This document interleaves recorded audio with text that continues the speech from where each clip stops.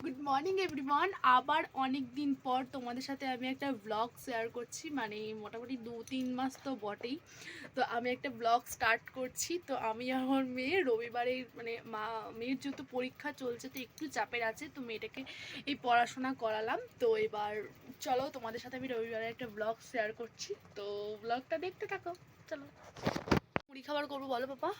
আলু ভাজা। না, আলু ভাজা তো প্রতিদিনই খাচ্ছি, তো আজকে একটু আলুর দম করি। আলুর দম করবো। হ্যাঁ। মেয়ে বলেছে যেহেতু আলুর দম খাবো, তো রবিবার দিন মেয়ের কথা একটু আবদার পূরণ করা যাক, তো সেই কারণে আমি আলুর দম করার জন্য প্রস্তুতি নিতে চলে গেলাম। আর নিচে গিয়ে দেখি প্রচণ্ড রোদ উঠে গেছে, মানে এত রোদ উঠেছে, রোদটা আর ভালো লাগছে না, মানে বৃষ্টি পড়লেও ভালো লাগে না, আবার রোদ উঠলেও ভালো লাগে না। ও আজকে তো রবিবার, আমিও ভুলে গেছি আজকে তো রবিবার। এই দেখো আমি আলুর দম এদিকে কষানোর জন্য বসিয়ে ফেলেছি, আর এদিকে একদিকে আলুর দম চাপিয়েছি আর একদিকে ভাতটাও হয়ে গেছে। আমার রান্নাবান্না কমপ্লিট। আজকে অনেক তাড়াতাড়ি রান্নাবান্না করেছি যেহেতু রবিবার দিন, তো মেয়েকে একটু ভাবছি আমি শ্যাম্পু করিয়ে দেবো, সেই কারণে একটু তাড়াতাড়ি করা হয়ে গেছে। তো ভাত এদিকে কমপ্লিট, শাক ভাজা এদিকে কুমড়ো দিয়ে টক করেছি আর পোস্ত করেছি, আর আলু ভাতে দিয়েছি।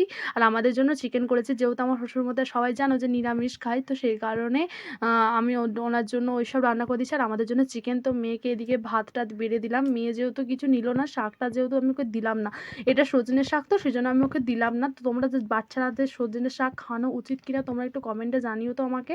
তো মেয়েকে ভাত খাই দিলাম। সোনামা ঘুম থেকে উঠে পড়েছে, ওর খাওয়া দাওয়া হয়ে গেছে। বলো বলো। ঘুম থেকে উঠতে পেরেছি।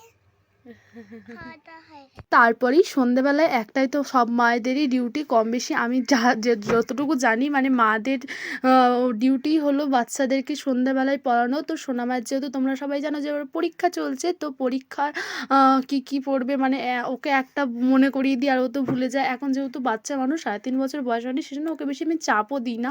ঠিক আছে, মানে যেটা করে সেটাই ভালো। তো টিফিনটা ওদের ব্যাগেই দিয়ে দিতে বলেছে, নাহলে এমনি টাইম আমি ওকে টিফিন খাই দিই, তো সেই কারণে ওকে ব্যাগে টিফিনটা ভরে দিলাম। আর আজকে যেহেতু শুকনো খাবার দিতে বলেছে সেই জন্য ওকে আমি কেকই দিলাম। তো আর ও নিজে হাতে ছাড়া কিছু খেতে পারে না, শুকনো খাবার না দিলে। তো সেদিকে ব্যাগ ট্যাগ প্যাকিং করে দিলাম। সকালবেলা যেহেতু একটুও টাইম হবে না, ওকে রেডি করতেই আমার 1 ঘন্টা লেগে যায়। তো তারপর আমি রাতের বেলাতে ব্যাগটা গুছিয়ে রাখলে না অনেকটা সুবিধা হয়, মানে আমি এমনি নর্মাল টাইমে আমার ব্যাগটা গুছিয়ে রাখার চেষ্টা করি। তো ব্যাগ গোছানো আমার কমপ্লিট। বলো কি বলছো, বলো তো বক্তব্যটা শুনি একটু। বলছি চোখটা বন্ধ করছো কেন? তো ব্লগটা এইটুকুনি, ভালো লাগলে লাইক কমেন্ট শেয়ার করে দেবে। তোমরা কিন্তু আমাকে সাবস্ক্রাইব করছো না চ্যানেলটা, অবশ্যই চ্যানেলটাকে সাবস্ক্রাইব করে দাও। Bye bye.